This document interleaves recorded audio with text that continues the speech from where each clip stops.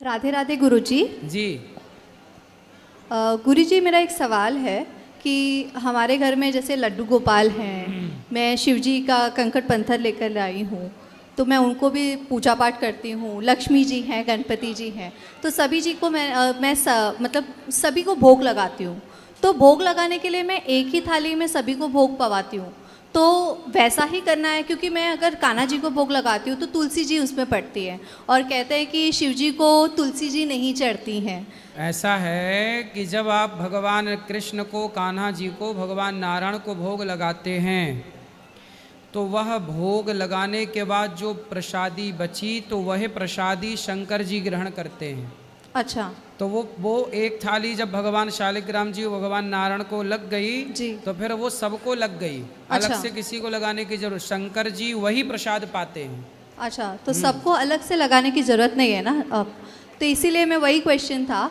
और दूसरा सवाल मेरा ये है कि अभी जैसे कि मैं इनको लेकर आई हूँ, तो शिव जी की भी बहुत बड़ी भक्त हूँ मैं। लाला की तो हुई, शिव जी की भी हूँ। तो शिव जी मेरे वहाँ पे घर पे अकेले हैं। हम 3 जन ही हैं, मैं, मेरी पुत्री और मेरे हस्बैंड, हम 3 जन ही रहते हैं। तो वहाँ पे घर पे मैंने लॉक लगा करके आई हूँ, बट मेरा मन बहुत विचलित है नहीं, कोई बात नहीं, ठीक कि है। लक्ष्मी माता, गणेश जी हैं, मैं उनको कुछ दे नहीं पा रही हूँ। हम 1 हफ्ते से वृंदावन में हैं। तो कोई बात नहीं, भगवान देखो आपके भाव में होते हैं जी। भगवान कभी कैद नहीं होते कि आपको लगा कि ताला लगा दिए तो भगवान कैद हो गए।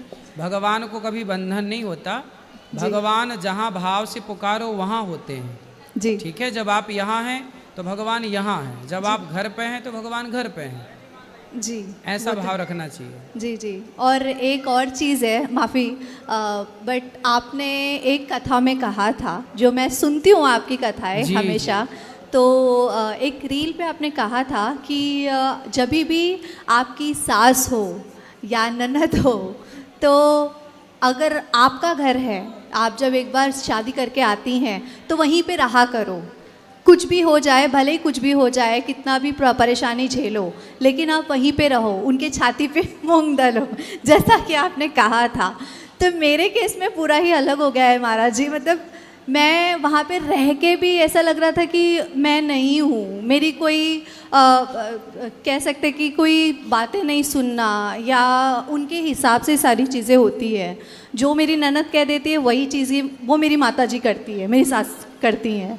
तो उस केस में मुझे क्या करना चाहिए? मैं बहुत ही उस चीज़ को लेकर परेशान। ननद की अभी तक शादी नहीं हुई? जी नहीं महाराज जी, वो भी मेरे सेम एज की ही है। फटाफट उसकी शादी कराओ। वो कर ही नहीं रही है ना महाराज जी, वही तो दिक्कत है। तो वो साधु बनाओ, फिर भेजो वृंदावन। जाओ सन्यास लो, घर में काहे खकल रही हो सबको। मैंने इस चीज़ में मैं कुछ नहीं कह पाती हूँ, क्योंकि मुझे डर लगता है कि अगर मैंने कुछ कहा तो वो मुझे ही चढ़ बैठेगी मुझ पे।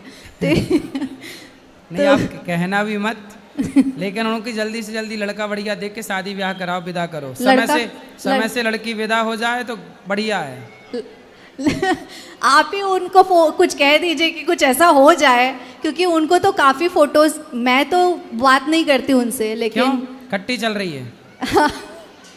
काफ़ी कुछ उथल पुथल हो चुका है महाराज जी। तो सासू माँ से भी हो चुका है उसी के चक्कर में, लेकिन मेरा मन नहीं मानता महाराज जी। मैं चाहती हूँ कि मैं एक साथ सबको लेके चलूँ, बट मैं कुछ कर नहीं पाती। सही है, जब माँ अपनी बेटी के चक्कर में पड़ जाती है ना, तो फिर वो दोनों माँ बेटी दोनों गुरु शिष्य हो जाती हैं महाराज जी। मैं फिर उन्हें अकेली कोई हो समझा जाती नहीं हूँ। सकता। यदि माँ बेटी की ट्यूनिंग बन गई तो फिर उन्हें ब्रह्मा नहीं समझा सकते। है ना? जैसे आज एक बेटी अपनी माँ को यहाँ छोड़ के भाग गई हमारे पास वृद्धाश्रम में। तो बेटियाँ यदि अपने, अब जैसे उसकी शादी भी हो जाएगी ना, जी। तो पति के संग में नहीं रह पाएगी अच्छे से, जी।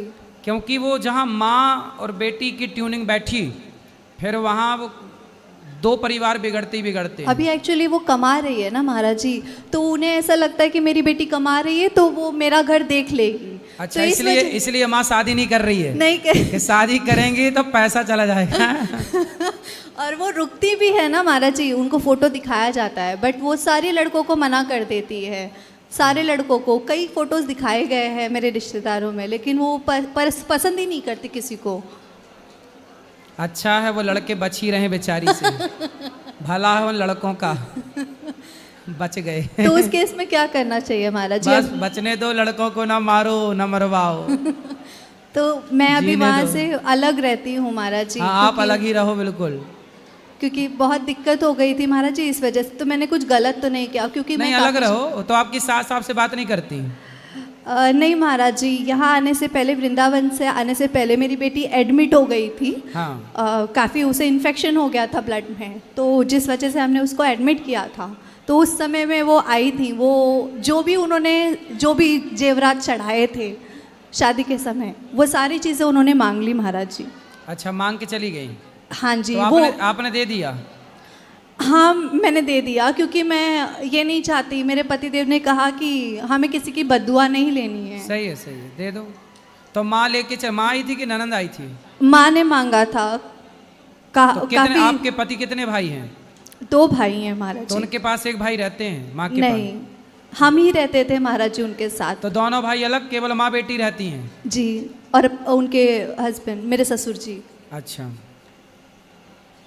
देखो ये होता है, स्त्रियां अपनी बेटी के पक्ष में अपने बेटों से बिगाड़ लेती है। बहुत सारा केस है ये, एक पहला ऐसा नहीं है। माँ को आजकल बेटे अच्छे नहीं लगते, बेटियां अच्छी लगती हैं। और बेटे बाहर कर देती हैं माएँ, बेटियों को घर में घुसा के रखती हैं। और सुनो, और बेटी भी अकेली चाहिए, दामाद को भी बाहर करा देती, तलाक वलाक करा के चल बाहर, केवल बेटी। ये है, ये बहुत सारे केस हैं। ये माएँ, इसलिए तो कहते हैं भारत में जितने भी तलाक होते हैं 90% लड़की की माँ की गलती से होते हैं। लड़की की जो माँ है वो आजकल मंथरा का पूरा रोल निभा रही है। बट महाराज जी सब कहते हैं ना कि बहू खराब होती है, बहू खराब होती है। बहुएं खराब नहीं होती। लेकिन एक समय ऐसा भी आता है कि बहुओं को भी बोलना पड़ता है महाराज जी। जब तक हम ना बोले तो ऐसा लगता है कि नहीं, ये गलत है, गलत है। वही तो, नहीं बोले तो पाकिस्तान चढ़े जा रहा था, बोले तो टुप ही टाप हो गया। बोलना पड़ता है जी, तो ये मैंने गलत तो नहीं किया ना महाराज नहीं, जी? आप सही किए। जी, राधे राधे।